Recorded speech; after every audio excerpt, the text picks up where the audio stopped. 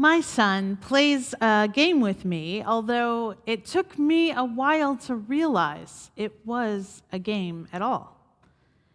He's often physically adventurous beyond his true capability, clamoring for a treat stored well beyond his reach, or most famously, leaping into the deep end of a pool before a single swimming lesson.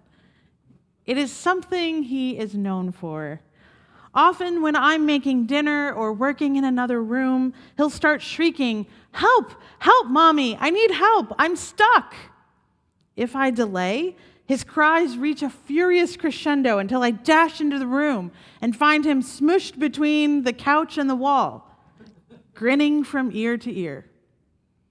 Often his brother is standing right there next to him, but his help has been refused for mine.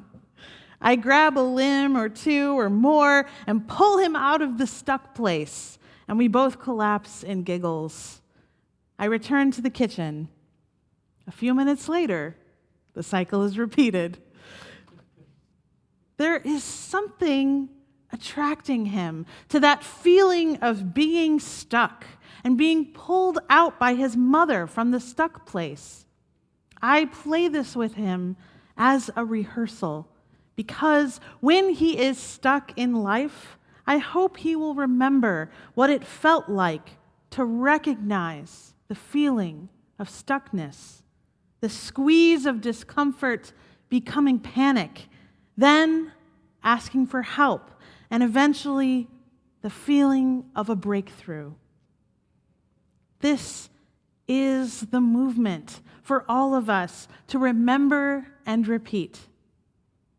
In our story this morning, this ancient folk tale or koan from the Buddhist tradition, the mother was stuck, unable to accept the horrific fact of her child's death.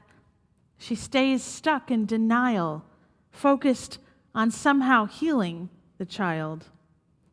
According to design thinking, this thinking we began exploring last week, and now we'll continue to explore this week, this is a gravity problem, meaning it is serious and it is outside of anyone's ability to change it.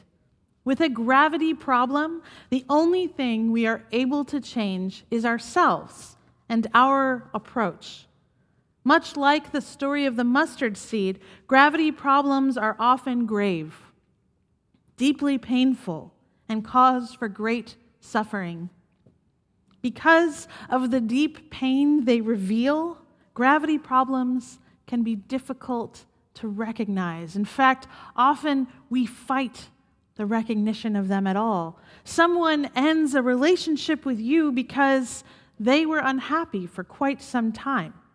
In the immediate moment, this can be cause for great confusion or denial.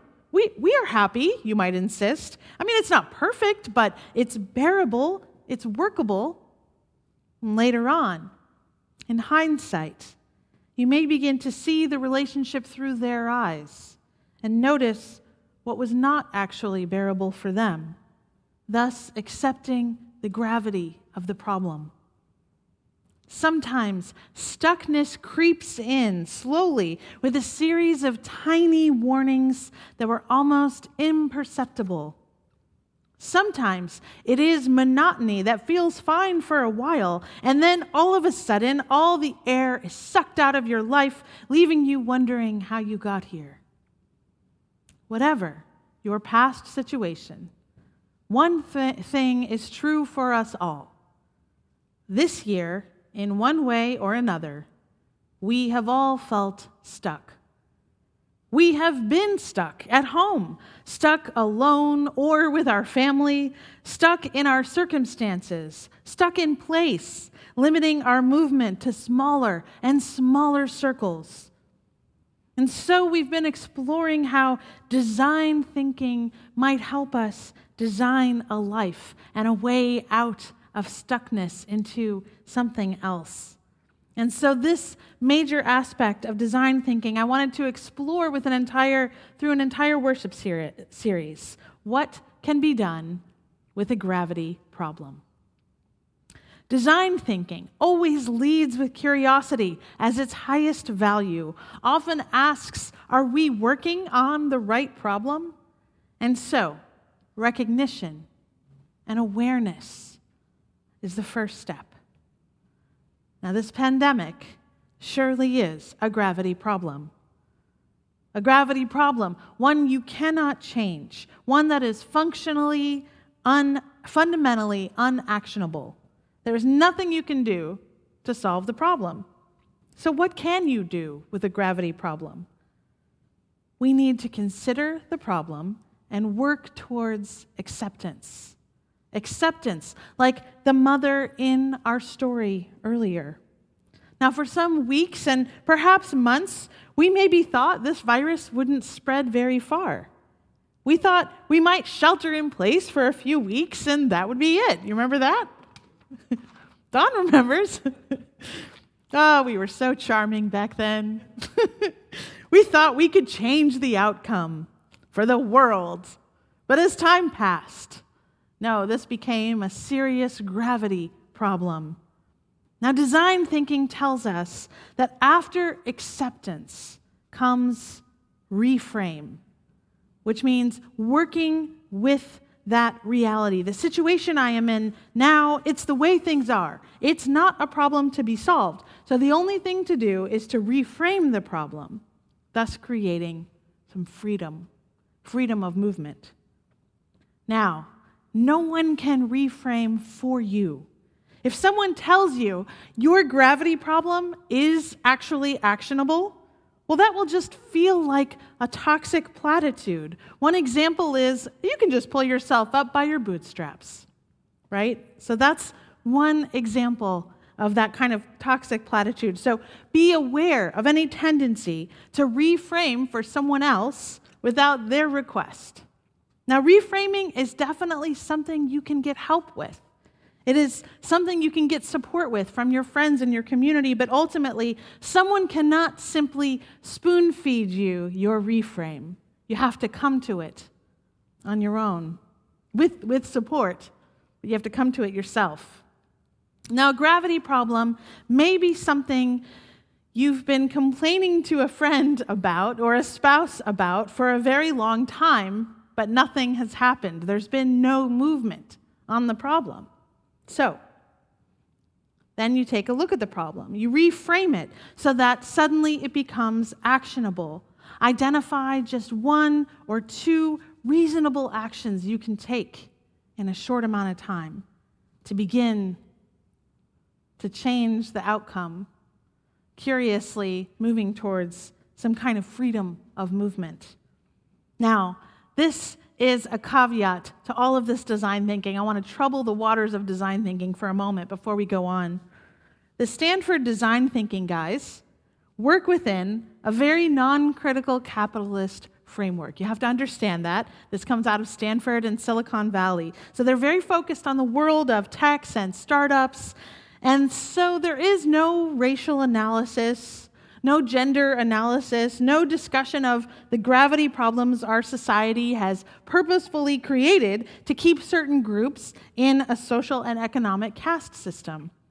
Now, this is a major flaw of design thinking, and my hope is they will stay curious in that direction, and they will continue to develop their work considering various oppressions and how those create gravity problems. Indeed, all of the problems and examples they use are what I would call first world problems. But what we have been living through is a global problem. It's not been a great equalizer. If anything, the pandemic has laid bare our most savage inequalities. But it is a gravity problem for those of us who believe in science, and we do. So, how did we reframe it? How did we reframe this gravity problem? Design thinking tells us to set the bar low and begin noticing and stacking small accomplishments based on curiosity, which pulls you into your future. Some of you began going on long walks each day about a year ago. Some of you began keeping a daily or weekly gratitude journal. or various times when the pandemic became particularly challenging, I noticed some of you expressing gratitude on social media. Some of you decided to begin exploring the parks and hikes of in-town Atlanta. Others took up gardening, baking projects, knitting, and art. Now, those were the good days, when you had the mental and physical stamina to reframe. Some things do hold us back from reframing, and those things can be fear or shame or exhaustion. Fear that we will fail if we have to reframe. It's going to be too hard.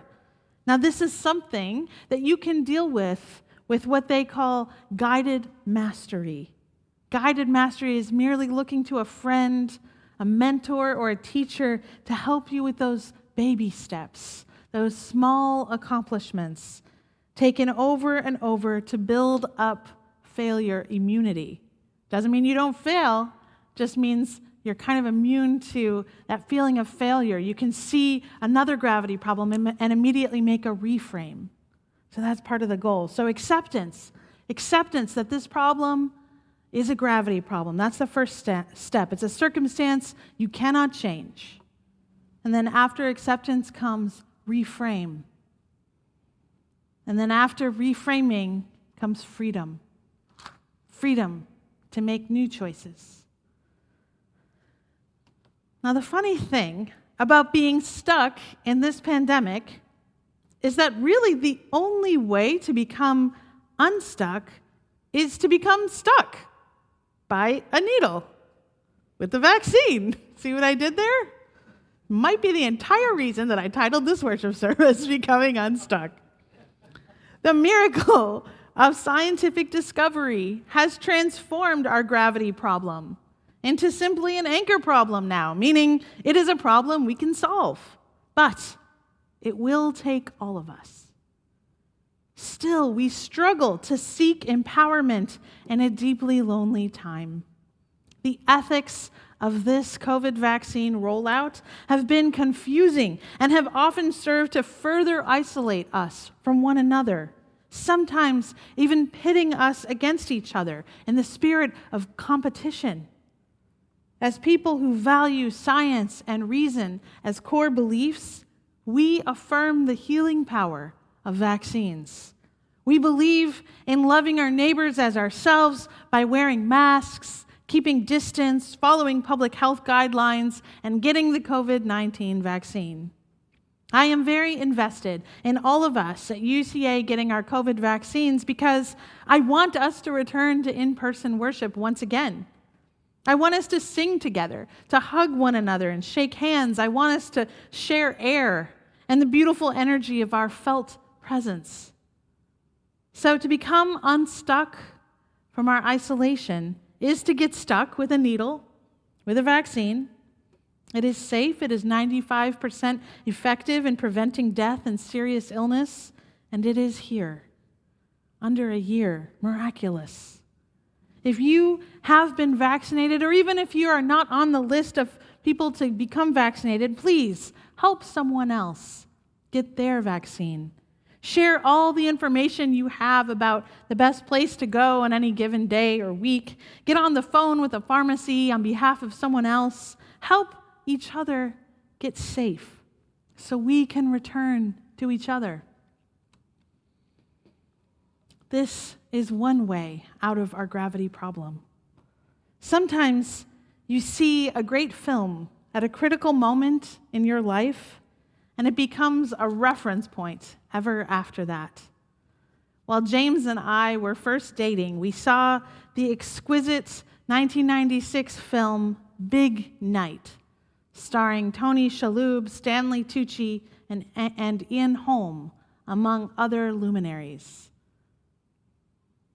Big Night. Even now, years later, maybe 20 years later, we reference this film all the time.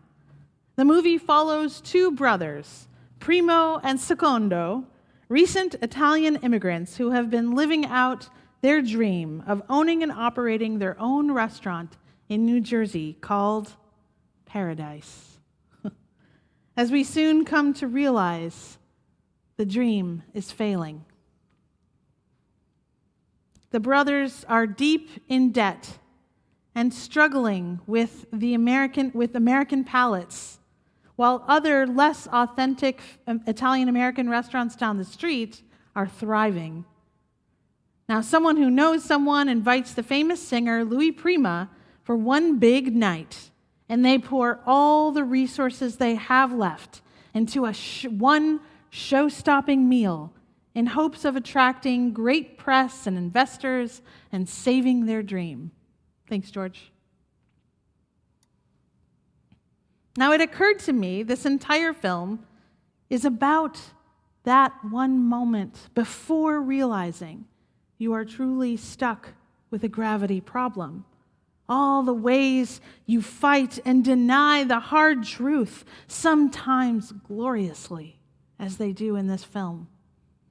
But in the end, they must accept the gravity of their problem, that their dream of opening this restaurant, paradise, will not succeed. And only through acceptance can they reframe and find the freedom to dream a new possible future. The poet Rainer Maria Rilke wrote, "Let everything happen to you, beauty and terror. Just keep going. No feeling is final." This year of stuckness has been an incredible trial for us all. At different moments, we have felt squeezed and suffocated, panicked. We have called out for help, like my son in his game. We have been the woman in that ancient Buddhist tale, gathering our mustard seeds, learning from each other, finding the right kind of medicine in our collective struggle, the kind that can truly begin to heal, to help us feel supported and loved as we come to accept the things we cannot change. May we join each other in our times of stuckness, and through supportive witness, lean on each other as we find our way forward to freedom.